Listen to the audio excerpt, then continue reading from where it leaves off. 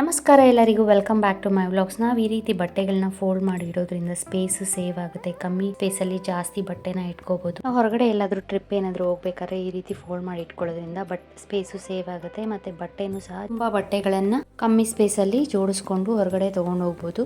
ಮೊದಲಿಗೆ ನಾನು ಇಲ್ಲಿ ಒಂದು ಟಾಪು, ಬಾಟಮು, ದುಪ್ಪಟ್ಟ ತೊಗೊಂಡಿದ್ದೀನಿ. ಟಾಪನ್ನು ಈ ರೀತಿ ಹಾಕೊಂಡಾದ್ಮೇಲೆ ನಾವು ಬಾಟಮ್ನ 2 ಫೋಲ್ಡ್ ಮಾಡಿಕೊಂಡು ಮಧ್ಯಕ್ಕೆ ಹಾಕ್ಕೋಬೇಕು.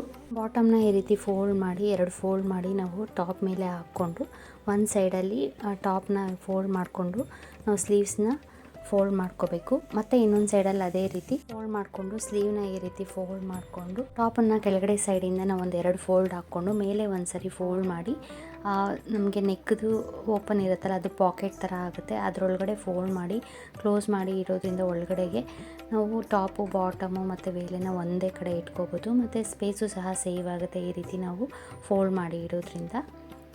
ನೋಡಿ, ಈ ರೀತಿ ಫೋಲ್ಡ್ ಮಾಡ್ಕೋಬೇಕು.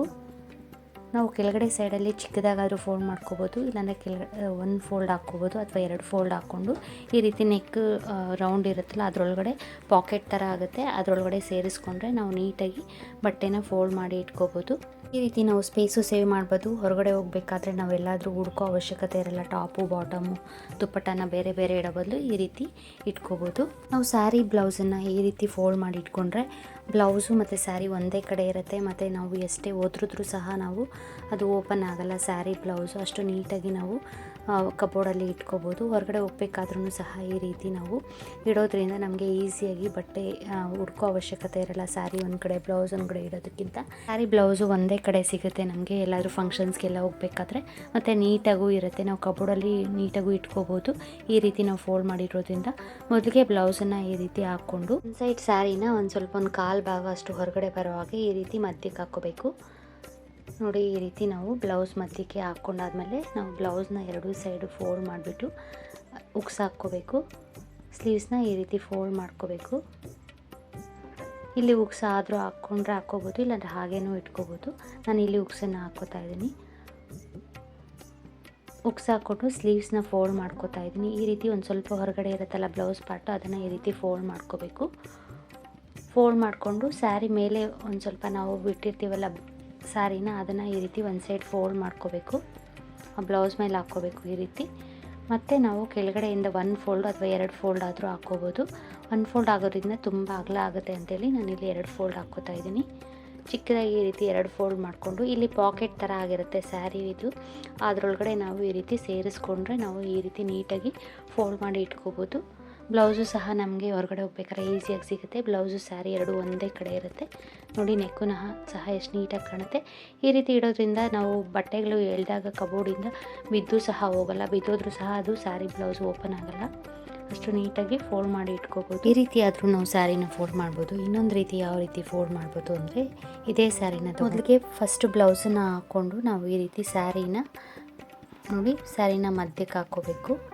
ಬ್ಲೌಸ್ನ ನೀಟಾಗಿ ಈ ರೀತಿ ಹಾಕ್ಕೊಂಡು ಸ್ಯಾರಿನ ಬ್ಯಾಕ್ ನೆಕ್ ಇರುತ್ತಲ್ಲ ಅದ್ರ ಮಧ್ಯಕ್ಕೆ ಈ ರೀತಿ ಫೋಲ್ಡ್ ಮಾಡ್ಕೋಬೇಕು. ಫಸ್ಟ್ ಫೋಲ್ಡ್ ಮಾಡ್ಕೋಬೇಕು. ಒಂದು ಕಾಲು ಭಾಗ ಅಷ್ಟು ಸ್ಯಾರಿನ ಈ ರೀತಿ ಫೋಲ್ಡ್ ಮಾಡಿಕೊಂಡು ಈ ರೀತಿ ಬ್ಲೌಸನ್ನ ಹಾಕ್ಕೊಟ್ಟು ಬ್ಲೌಸ್ನ ಉಕ್ಸ್ ಹಾಕಬೇಕು. ಉಕ್ಸ್ ಹಾಕ್ಕೊಂಡು ನಾನಿಲ್ಲಿ ಸ್ಲೀವ್ಸ್ನ ಫೋಲ್ಡ್ ಮಾಡ್ಕೋತಾ ಇದ್ದೀನಿ. ಈ ರೀತಿ ನೀಟಾಗಿ ಬ್ಲೌಸ್ನ ಅರೇಂಜ್ ಮಾಡಿಕೊಂಡು 2 ಸೈಡು ಮುಳಿದಿರೋ ಬಟ್ಟೆನ ಈ ರೀತಿ ಫೋಲ್ಡ್ ಮಾಡಿಕೊಂಡು ಸ್ಲೀವ್ಸ್ನ ಫೋಲ್ಡ್ ಮಾಡ್ಕೋಬೇಕು. ಫೋಲ್ಡ್ ಮಾಡಿಕೊಂಡು ನಾವು ಸ್ಯಾರಿನ ಫೋಲ್ಡ್ ಮಾಡ್ಕೊಂಡಿದ್ದೀವಲ್ಲ ಕೆಳಗಡೆ ಪಾರ್ಟಲ್ಲಿ ಈ ರೀತಿ ಫೋಲ್ಡ್ ಮಾಡ್ಕೋಬೇಕು. 1 ಫೋಲ್ಡ್ ಹಾಕ್ಕೊಂಡು ಮತ್ತೆ ಇನ್ನೊಂದು ಫೋಲ್ಡು ಈ ರೀತಿ ಬ್ಲೌಸ್ ಮೇಲೆ ಬರೋ ಹಾಗೆ ಫೋಲ್ಡ್ ಮಾಡಿಕೊಂಡು ನೋಡಿ ಈ ರೀತಿ ನೀಟಾಗಿ ಫೋಲ್ಡ್ ಮಾಡ್ಕೋಬೋದು. ಈ ರೀತಿ ಆದಮೇಲೆ ಹಿಂದೆ ನಾವು ಟ್ಯಾಗ್ ಇರುತ್ತಲ್ಲ, ಆ ಟ್ಯಾಗ್ನ ಈ ರೀತಿ ಕಟ್ಟಿರ್ತೀವಲ್ಲ ಅದನ್ನು ರಿಮೂವ್ ಮಾಡಿ ಫ್ರಂಟ್ ಸೈಡ್ಗೆ 2 ಸೈಡು ಈ ರೀತಿ ಟೈಟಾಗಿ ಈ ರೀತಿ ಹಾಕ್ಕೊಂಡು ನಾವು ಟೈಟಾಗಿ ಕಟ್ಕೊಳ್ಳೋದ್ರಿಂದ ಸ್ಯಾರಿ ನಾವು ಜೋರಾಗಿ ತುಂಬ ಸ್ಯಾರಿ ಇಟ್ಟಾಗಿ ಹೇಳಿದ್ರೂ ಸಹ ಓಪನ್ ಆಗಲ್ಲ ಮತ್ತು ನೀಟಾಗೂ ಸಹ ಇರುತ್ತೆ. ಈ ರೀತಿಯೂ ಸಹ ನಾವು ಸ್ಯಾರಿನ ಫೋಲ್ಡ್ ಮಾಡಿ ಇಟ್ಕೋಬೋದು. ಅಂಬ್ರೆಲಾ ಟಾಪ್ಸ್ ಎಲ್ಲ ಇರುತ್ತೆ, ತುಂಬ ಅಗಲ ಇರುತ್ತೆ. ನಾವು ಅದನ್ನು ಯಾವ ರೀತಿ ಫೋಲ್ಡ್ ಮಾಡಿ ಇಟ್ಟು ಕೆಲವು ಸಲ ಬಟ್ಟೆ ಎಳಿಬೇಕಾದ್ರೆ ಅದು ಓಪನ್ ಆಗಿಬಿಡುತ್ತೆ.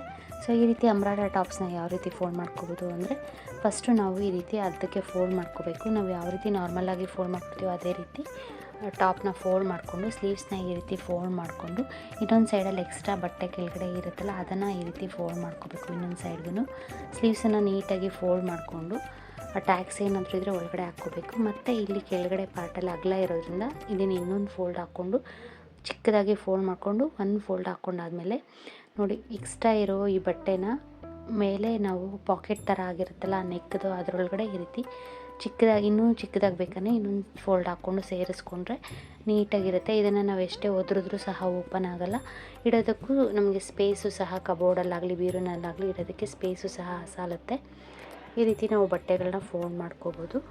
ನೆಕ್ಸ್ಟು ಬಂದು ಈ ಚಿಕ್ಕ ಮಕ್ಕಳದು ಲಂಗ ಬ್ಲೌಸ್ ಆಗಲಿ ಲೆಹೆಂಗಾಗಳಾಗಲಿ ಇರುತ್ತೆ, ತುಂಬ ದೊಡ್ಡದಾಗಿರುತ್ತೆ. ಯಾವ ರೀತಿ ಇಟ್ಟರೂ ಅದು ನಮಗೆ ತುಂಬ ಸ್ಪೇಸ್ ಬೇಕಾಗುತ್ತೆ. ಅದನ್ನು ಈ ರೀತಿ ಫೋಲ್ಡ್ ಮಾಡಿರೋದ್ರಿಂದ ನಮಗೆ ಕಮ್ಮಿ ಸ್ಪೇಸಲ್ಲಿ ತುಂಬ ಬಟ್ಟೆನ ಇಟ್ಕೋಬೋದು.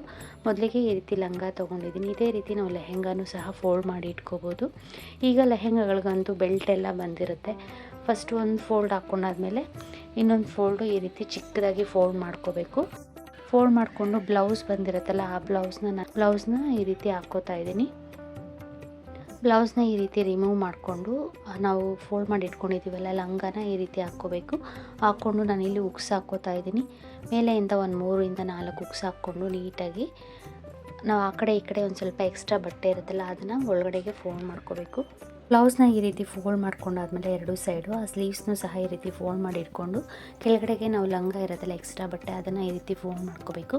ಆ ಬ್ಲೌಸ್ ಮೇಲೆ ಫೋಲ್ಡ್ ಮಾಡ್ಕೊಂಡು ನಾನು ಇನ್ನೊಂದು ಫೋಲ್ಡ್ ಹಾಕ್ಕೋತಾ ಇದ್ದೀನಿ. ಕೆಳಗಡೆ ಪಾಕೆಟ್ ಥರ ಆಗಿರುತ್ತೆ ಬ್ಲೌಸ್ದು, ಅದರೊಳಗಡೆ ಈ ರೀತಿ ಸೇರಿಸ್ಕೊಂಡ್ರೆ ಉಳಿದಿರೋ ಲಂಗನ ನೋಡಿ ಈ ರೀತಿ ನಾವು ಚಿಕ್ಕದಾಗಿ ಫೋಲ್ಡ್ ಮಾಡಿ ಇಟ್ಕೋಬೋದು ಲಂಗ ಬ್ಲೌಸನ್ನು. ಇದೇ ರೀತಿ ನಾವು ಲೆಹೆಂಗಾನು ಸಹ ಫೋಲ್ಡ್ ಮಾಡಿಕೊಂಡು ಈ ಬೆಲ್ಟ್ ಎಲ್ಲ ಎಕ್ಸ್ಟ್ರಾ ಕೊಟ್ಟಿರ್ತಾರಲ್ಲ ಆ ಬೆಲ್ಟನ್ನು ಈ ರೀತಿ ಅದರ ಸುತ್ತೂ ಈ ರೀತಿ ಟೈ ಮಾಡಿ ಇಟ್ಬಿಟ್ರೆ ಕಟ್ಟಾದರೆ ಕಟ್ಟಿಡ್ಬೋದು, ಇಲ್ಲಾಂದರೆ ಅದರಲ್ಲಿ ವೆಲ್ಕ್ರೋ ಇರುತ್ತೆ ಅದನ್ನು ಗಮ್ಮ ಕಾಣಿಸಿ ಇಟ್ಬಿಟ್ರೆ ಈ ರೀತಿ ನೀಟಾಗಿ ನಮಗೆ ಲಂಗ ಬ್ಲೌಸು ಬೆಲ್ಟೆಲ್ಲ ಒಂದೇ ಕಡೆ ಸಿಗುತ್ತೆ. ಮತ್ತು ಸ್ಪೇಸು ಸಹ ಕಮ್ಮಿ ಬೇಕಾಗುತ್ತೆ, ನಾವು ಕಬೋರ್ಡಲ್ಲಿ ಇಡೋದಕ್ಕೆ ಸ್ಪೇಸ್ ಸೇವ್ ಆಗುತ್ತೆ.